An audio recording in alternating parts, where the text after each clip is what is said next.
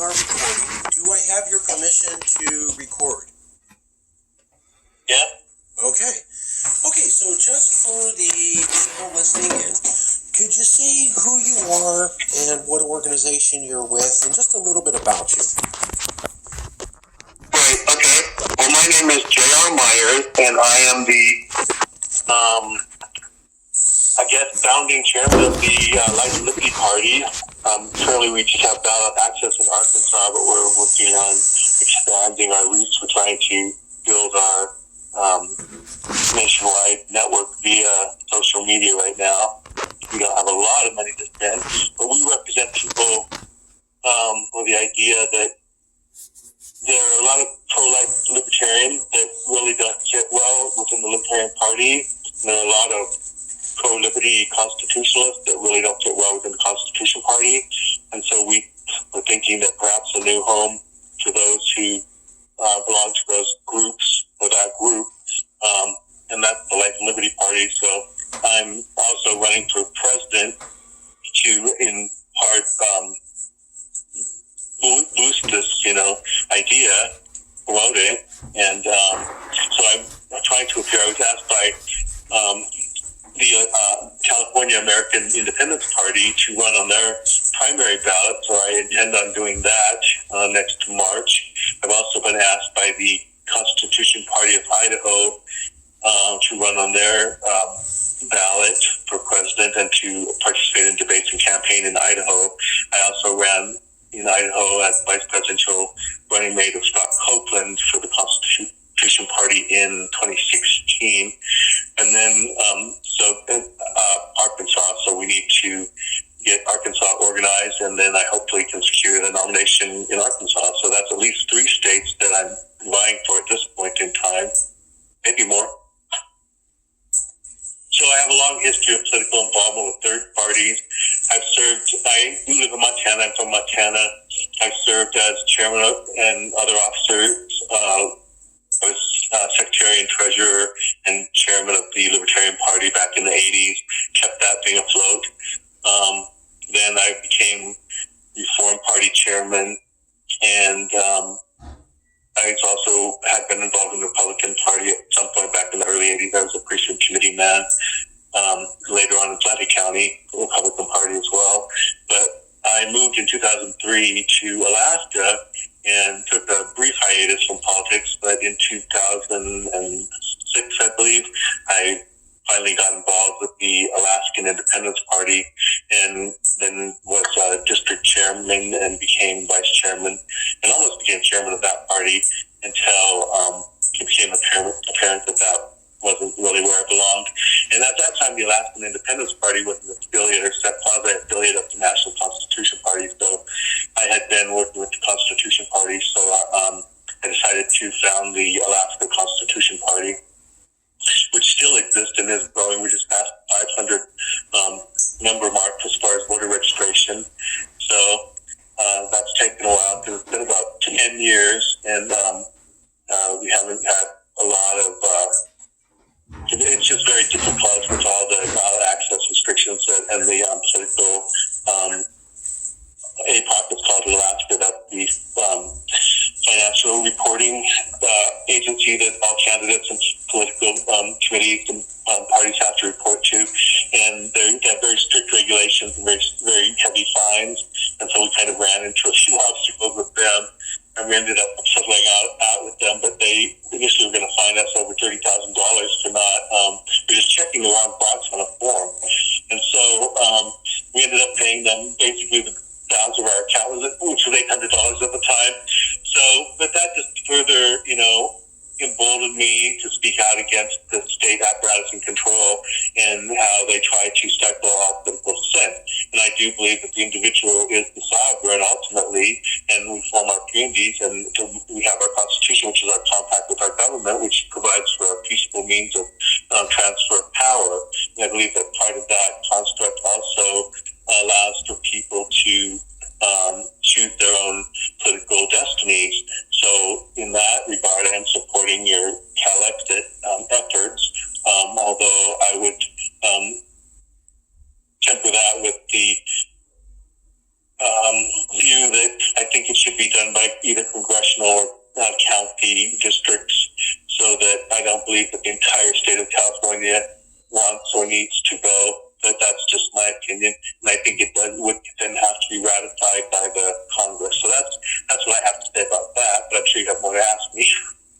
Well, that's interesting because you are the second candidate who's put that requirement on it.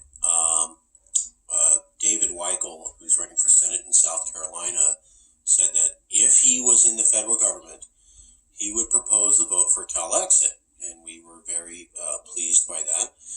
He's the only candidate to take it that far. But he said that he wants the vote to be done by county or congressional district, that he thinks that people have the right to vote to stay with America, just as people have the right to vote to leave.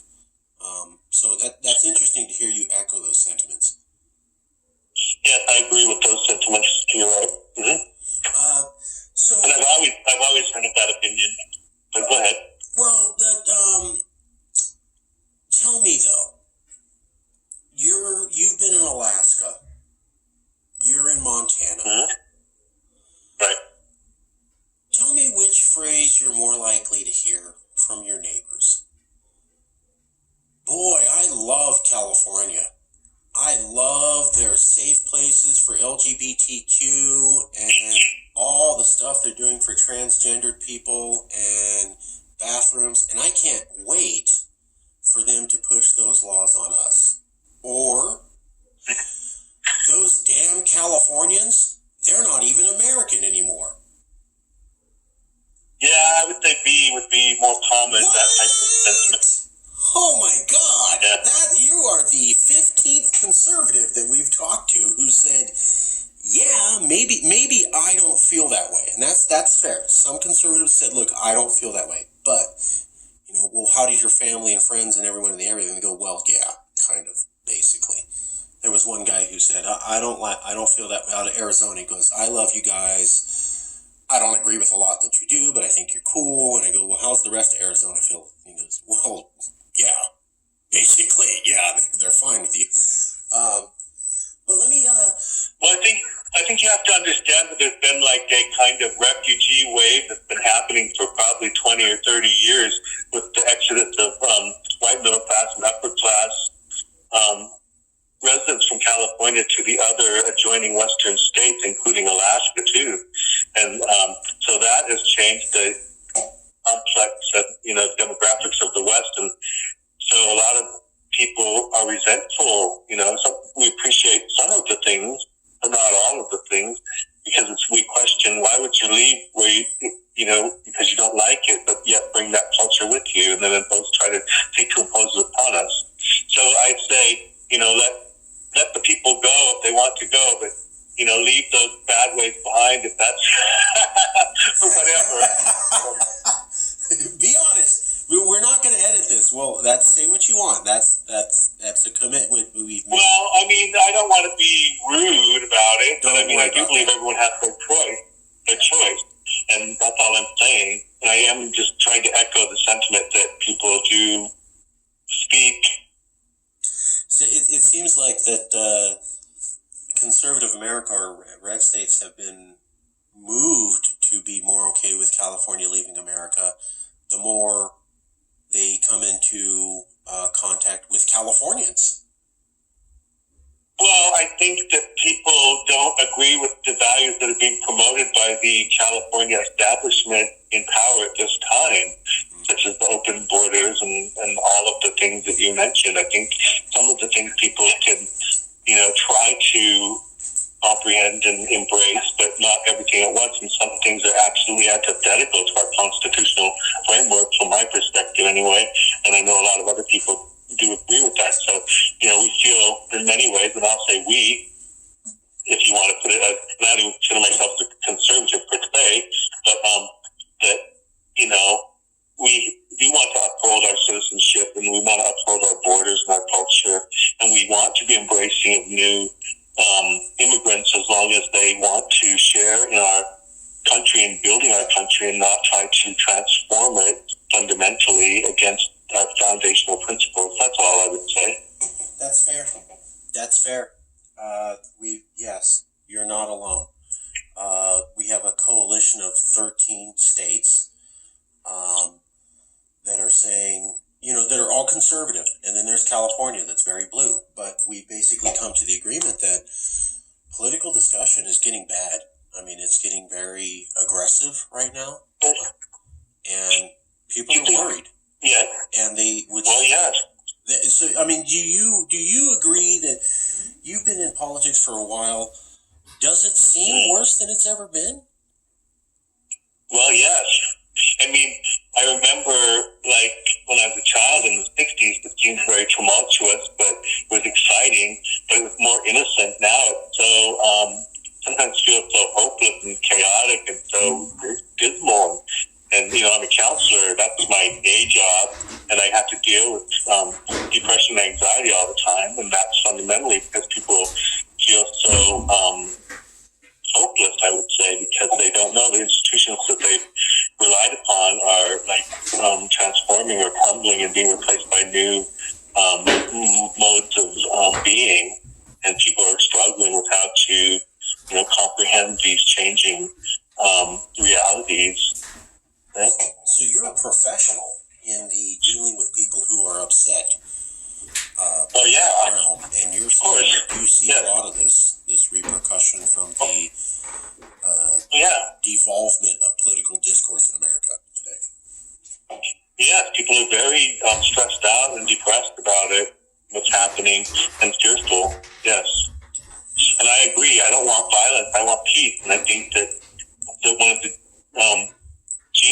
part of the genius of our foundational documents, the Constitution, is, peaceful political discourse and change, including and up to and through the, right of secession. And I'm not threatened by that. I think if it's a fair process, just like Brexit, yay. Hopefully, it will be resolved to everyone's satisfaction.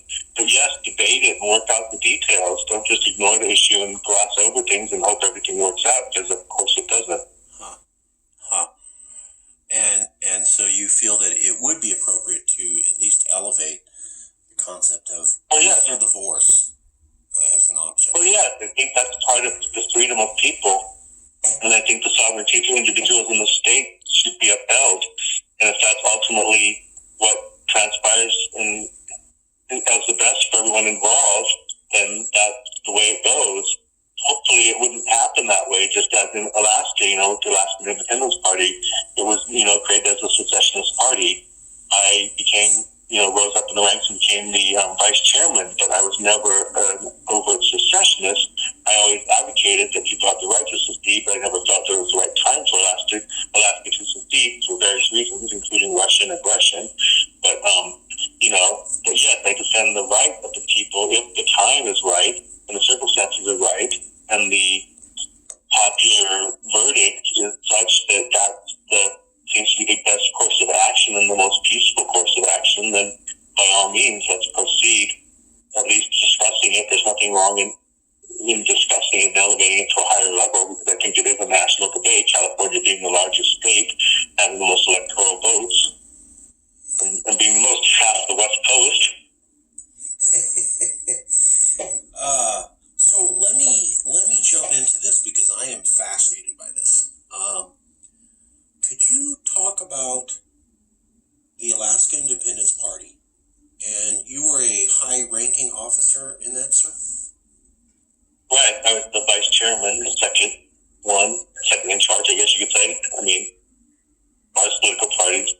Okay, of the entire Alaska Independence Party. So could you walk me through what was the plan? Like, why did Alaska want to do that? Okay. Without too much detail, like roughly, what did they want to do? Okay. How did they think they could pull it off? Well, for one thing, they always stated that the Alaska Natives never were allowed an effective vote. They were effectively disenfranchised because of the English read and write and speak only laws. And many of them, English was their second language, so they were not able to comply. So most of the Alaska Natives were effectively disenfranchised.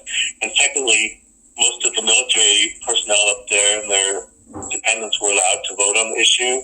And since they were actually officially residents and voted in other jurisdictions, they probably were not, should not have been allowed to cast their votes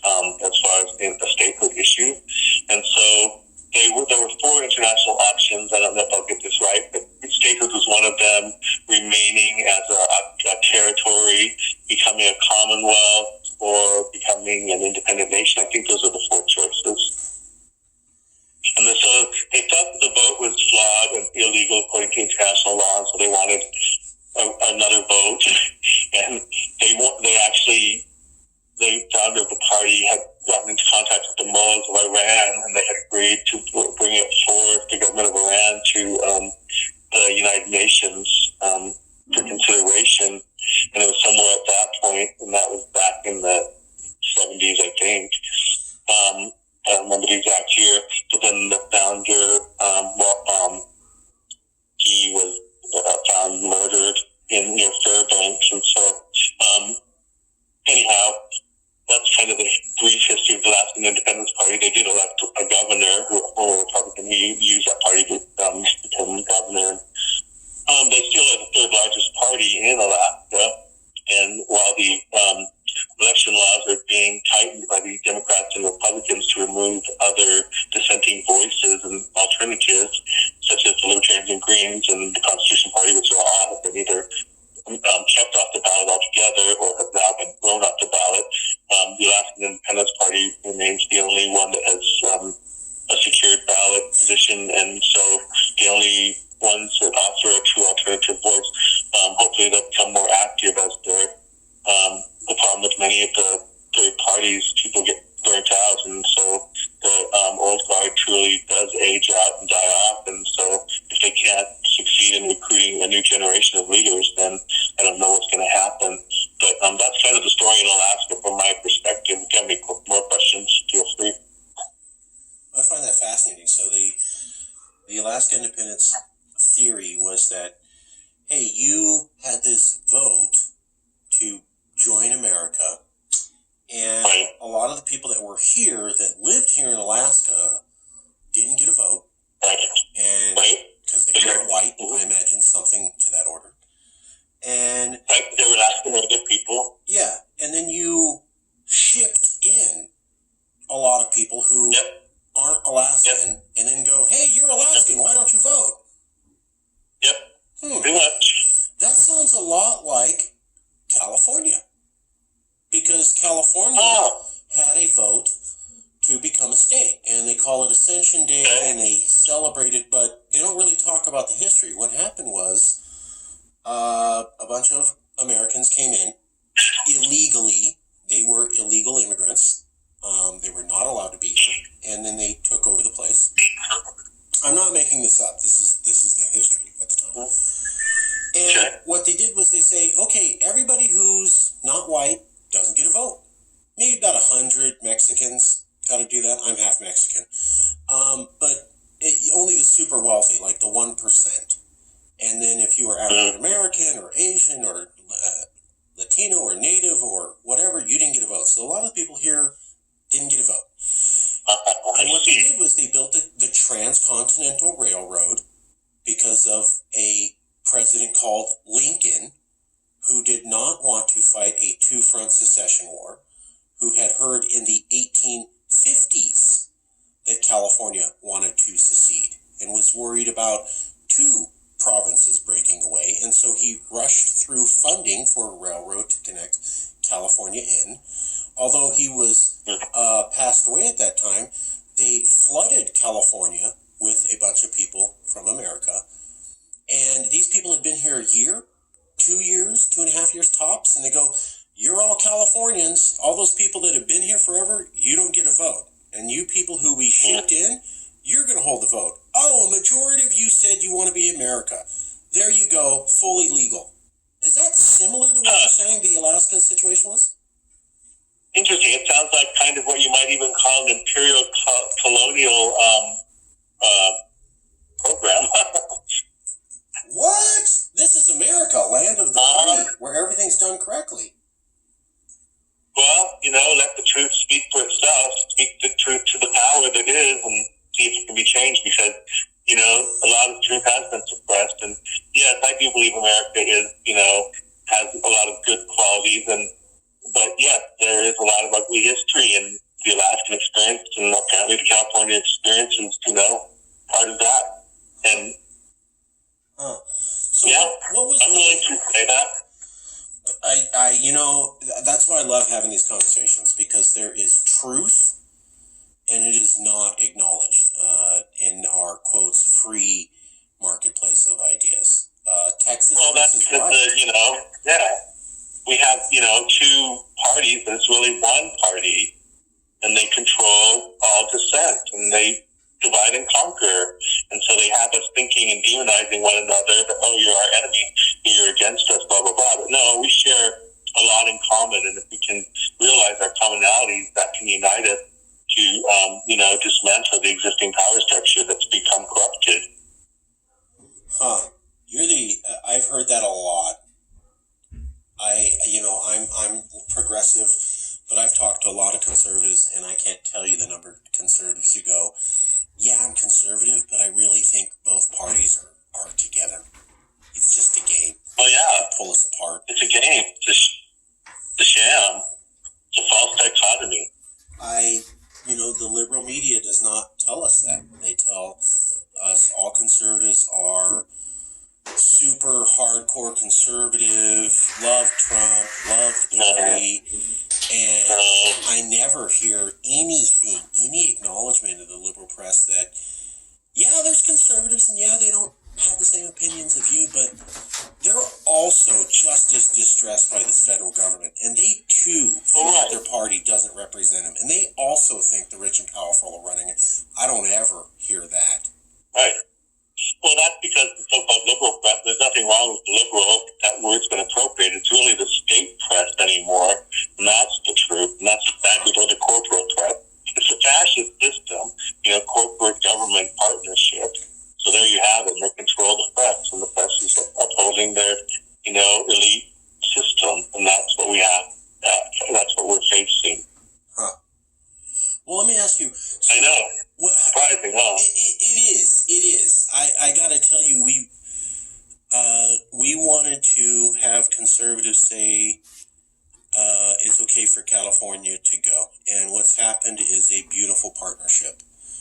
Because a lot of people have respected the fact that when we came to them and said, look, we're not trying to act like we're conservatives, we're left, but we think you have the right to live in a place that reflects your values and to have a government that you elected in that do that, as long as we get that right for ourselves too. And I gotta tell you, it's been really easy to get conservatives to that cause, because when I presented it that way, they go, yeah, that makes sense. I don't want to live there. I don't want your values, but I get that you like them, and I think you should be able to do that really far away from me. And I want to be able to have open carry, and I'd appreciate it if you don't come over here and tell me that I'm a horrible person. Right, exactly. That's right. And that's the original idea of the states to begin with. They were each supposed to be their own laboratories of democracy, as it were, and so that they could have various laws, and they didn't have a strong central federal government that was trying to dictate every aspect of our lives. And, things have been really have degraded since the foundations, obviously. And, the federal government's far too overreaching, and I can see why the people of California would want, just on those grounds alone, to disassociate themselves. But anyway. Well, we're scared about losing our values, but I try to explain to there's a kind of a battle right now between CALEXIT and the rest of California, where we're saying, you can't say, oh my God, they better not take away our ability to have sanctuary cities and our ability to set our own greenhouse gas laws, and then in the same breath say, I don't like that Georgia's having these anti-abortion laws, and I should go force them to do it. And go, do you Right. understand how that doesn't? You're being a hypocrite. Right. Like that. That's right. And furthermore, besides being a hypocrite, you're creating a system where someone can force their way down you. I mean, when you're in power, we're going to go do this, and we're going to do that, and we're going to make them do X. And then what happens when you're not in power? You set this establishment up, and now the monster comes to feed on your legs. That's right. That's why we shouldn't have such a powerful monster to begin with, right? And government should be more local, not some beast over on the banks of the Potomac. Yeah, I saw this. There was a LGBTQ cheerleading squad in a deep South town, and it was 5 guys, and they were as artistic and really out there about, hey, we are gay men and we want everybody to know, and we made our costumes and we talk and dance in a way that others may call feminine. Now, I watched that and I said, these guys are great. They'd fit in here. But they were interviewing them, and they're in rural Alabama, and they're going, how are you guys getting treated? And they go, not very well. And they were saying, we hope somebody comes here and changes the law in Alabama. And I was watching that and I go, I'm just going to tweet them and say, move. And I'll help you find a place here in California. And we'll go ahead and raise funds for you in California, because in California, what you're doing is fine. Nobody even bats an eye at that. But you're not going to change the Deep South. No, not really. I mean, different areas have their different values, and I think that should be respected, not attempted to be, homogenized, per se. Right, aggressively. There's a lot of California politicians who say, where California leads and America follows. And I know, and guess what? America's tired of that mentality. What? They don't love California politicians saying, we know better than you, we're going to push our values on you. I know. Even though you... I know, it's hard to believe. Wow. Hard to believe, but no, we don't. You don't think the conservatives will just eventually come around and say, thank you for forcing your will on us, California. I was silly, but I get it now, and I agree with you. Well, it's not in conservatives. I mean, it's just people that, like, in Montana or Alaska, they're like, keep your California laws to yourself. Let's do our own thing here. Okay. So tell me, what was the party or movement's idea on how to become independent? What did they think in Alaska? What was their plan? What was their steps? How are they thinking to pull this off? Well, they wanted to have a re-vote, so who knows how that would go this time. But, they wanted to re-vote. They wanted to bring it before the United Nations and say, hey, that vote was illegal. So actually they wanted to invalidate the statehood to the United Nations, but I couldn't really support that. So that was their plan, was to approach the UN. That vote's invalid. You need to cajole America to do another vote. Under international supervision. Right, under international. So that's why you would go to the UN. They would send international observers like they do to many countries and witness the vote and make sure that it's fair. And they were saying, hey, if you vote, we'll just have a fair vote and we'll see what happens. And I guess they were betting on a majority of Alaskans would choose independence. Well, there's the 4 different, options, right? Right. Statehood, territory status, independence, and I think you said Commonwealth? Like a Commonwealth or something.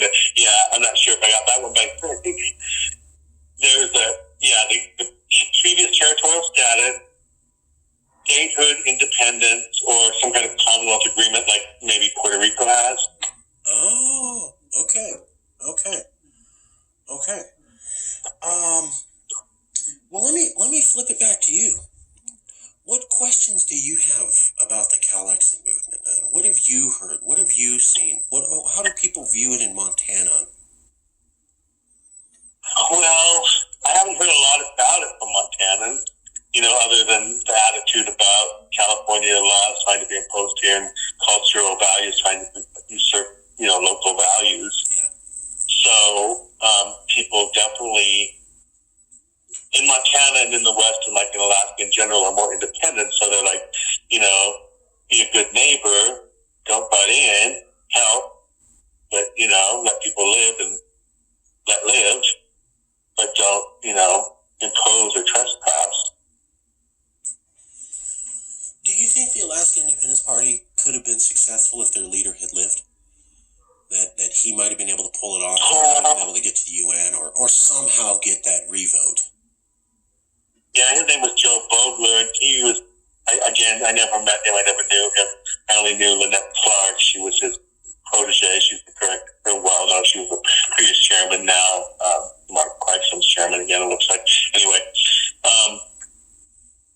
he was a pretty angry guy towards the U.S. I don't know, but he must have been fairly charismatic as well. So yeah, they probably would have gone to the United Nations. That's probably why they say he was assassinated. I don't know. That's a whole other mystery. He was murdered somehow. But he was murdered. He was murdered. Some say it's assassination. Some say it's like a robbery attempt or something. I don't know. Right. Right. Who knows? Yes. Who knows? All I know is he died. Robbery gone bad. Right? Robbery gone bad. Late at night by himself. Yeah. Okay. Like that. Yeah. Never heard that before. Yeah, right? So, well, this has been pretty good. You've been very good with the answers and concise. Okay, tell people, if you would, how can they find you? What websites to go to? If you'd say your name again. Well, I go by J.R. Myers, but my website is John Richard Myers, MYERS.com, JohnRichardMyers.com. That's my presidential candidate's website. And then the Life and Liberty Party website is just Life and Liberty Party, all spelled out, .com, lifeandlibertyparty.com. So you can find out information there. And we also have Facebook pages for all the states. We're trying to get people to join those and help to build a grassroots network throughout the nation to, as I said, be a home for those who are pro-life, libertarian-minded people, or those who are pro-liberty constitutionalists, whatever you want to name yourselves. But, those who feel left out or underrepresented, represented or unrepresented, or just don't feel that the constitutional libertarian parties, constitutional parties are doing their jobs and have served them well. So, we're seeking to support those people, other independents, that, stand on the Constitution. We believe the Constitution is the center of the polity. So we believe we're a centrist party, but that's the Liberty Party. We're based on the centrist document, the social contract of the U.S. Constitution. So thank you for your interview, Marcus. Oh, yeah. One last question. You are running for president under the Life and Liberty Party. And you just explained it's a constitutionalist organization. Is that fair? Yes. And you are trying to, or what's the relationship with the third largest political party out here in CA? Could you tell folks a little bit about who that group is, what your relationship is with them? The AIP? Yeah, and that's the third largest party here in California, as I understand. Well, 4 years ago in 2016, they invited me to run on their presidential primary ballot, which I did, and I didn't spend any money there or campaign, but I carried 3 counties in California for that. So then again, I received a call probably about a month ago from one of their officers who asked me if I wanted to participate in their primary in 2020, and I said, why not? So, I'm promoting life, which is not just anti-abortion, but it's anti-euthanasia, anti-assisted suicide. It's even beyond that, it's the ability of the sovereign individual to access alternative healthcare treatments and not to be forced into medical treatments against their will, including vaccinations. And also, definitely I want to decriminalize the drugs, the run in the war on drugs, and especially utilize, I believe, in cannabis-assisted therapy to help people that are struggling with other addictions and for different mood disorders or pain, chronic pain issues, things like that. And global stewardship of the planet. We have to have a healthy ecosystem if we're going to promote life, right? Let's have healthy environments and healthy communities if we're going to sustain and affirm life in the young people. So I want to establish a life-affirming culture. So again, it's not just the abortion stance; it's far larger than that. And again, government accountability, decentralization of power from the federal government to the states and to the communities, and ultimately to the sovereign individuals. And that's what I believe. That's why I'm running, because I think it's represented. These views are really being represented in a coherent way by any other candidates out there or any other parties. And So basically, we're trying to create a new movement. Go ahead.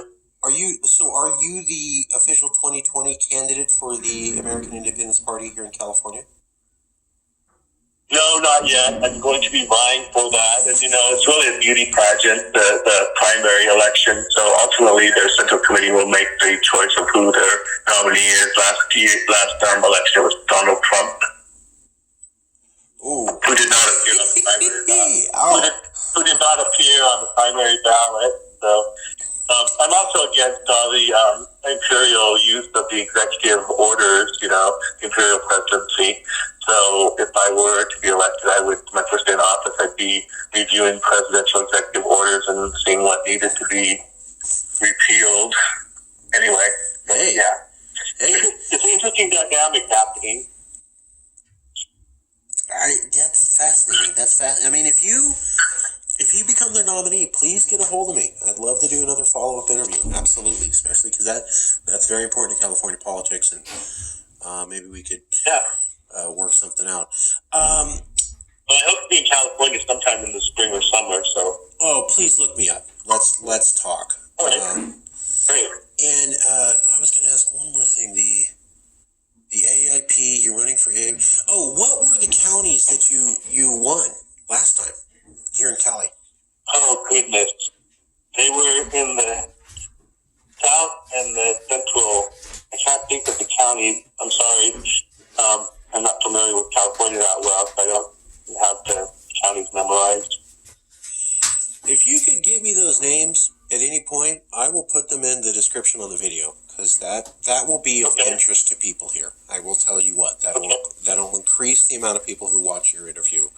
If you can go, oh, really, that county? I know that one. Okay. All right. Because what they're going to think is that that's where you're going to have your greatest support when you win the nomination for 2020. I'm calling it. You're going to get the nomination from the AIP for California for 2020. You heard it here. Thanks, Marcus. Yeah. Well, I'll post this up and I'll send you some information, and I'll get you some information for the conference this weekend. We'd love to talk to you. Okay. And send me those counties and we'll put it in the video whenever you get them. Okay. Yeah, I can get those to you. That sounds good. Thank you so much, JR. And I will talk to you on email very shortly. Okay. Have a good night. Thanks, Marcus. All right. Bye-bye. Bye-bye.